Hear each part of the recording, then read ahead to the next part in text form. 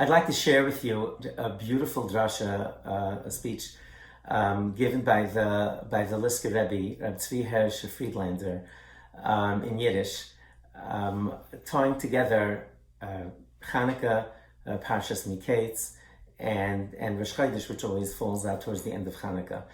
And even though it's a short period of time left on Chanukah, it's never too late. So I'd like to share it with you in English for those who can't understand the Yiddish. It should be a zechus refuah shelima for my dear friend Elozor Chaim ben Chaya Sarah.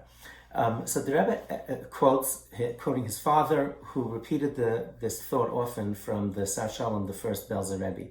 And he asked the following question. It says that Yosef had his two sons in Mitzrayim, in the land of Egypt, and he called the oldest Menashe, Ki Neshani Elakim es Kol Amoli ves Kol Beis Avi, because Hashem made me forget. There are other translations, but the common translation is that Hashem made me forget my home, my father's home. Obviously, the backstory was that Yosef was sold as a slave to Mitzrayim, and he was in exile, and he made him forget all of that. And the second son he called Ephraim, Ki Hefrani Elakim Be'eretz Ani, that Hashem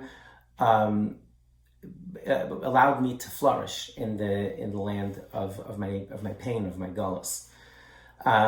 And the Rebbe asks, what's that first thing? Why is that a nice thing to say, that I forgot all about my father's home? One would think that you should say, I'm drawing on the strength of everything I learned from my home in order to survive in this land. It seems just a very, very out of sorts. So the Sar Shalom, the Elozor Rebbi, said as follows, that we know that Yosef was the Ben Zekunim, so to speak. He was the son born in Yaakov's old age, and also he was like the favorite son. And he had a tremendous amount to draw upon, and that was torn from him.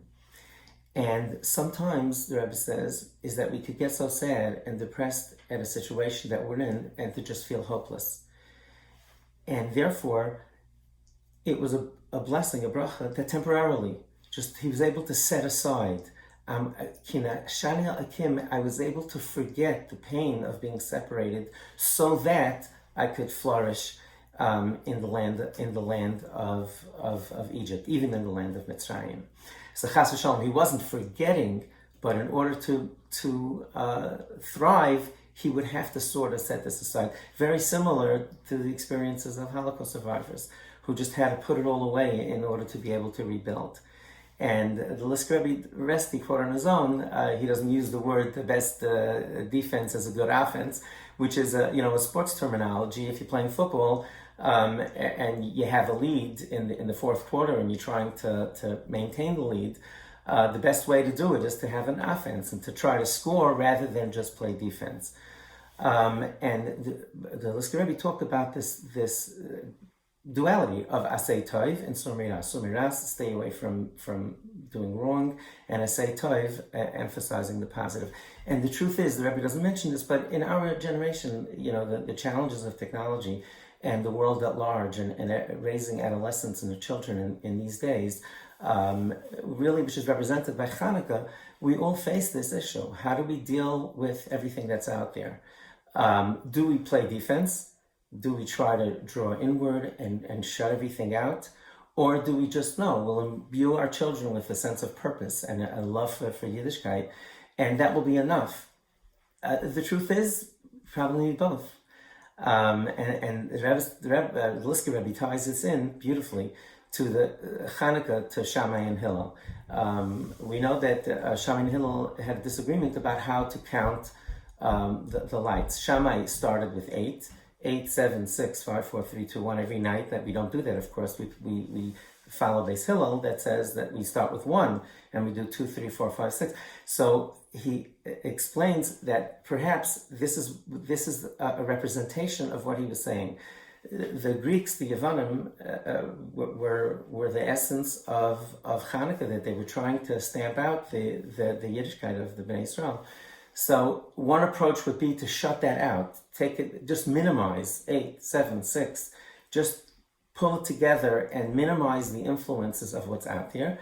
And Hillel, on the other hand, said, no, we have to do asay tov, we have to build, we have to grow, we have to continue to develop. And again, it's always a blend of both, but this is perhaps what's represented by Chanukah.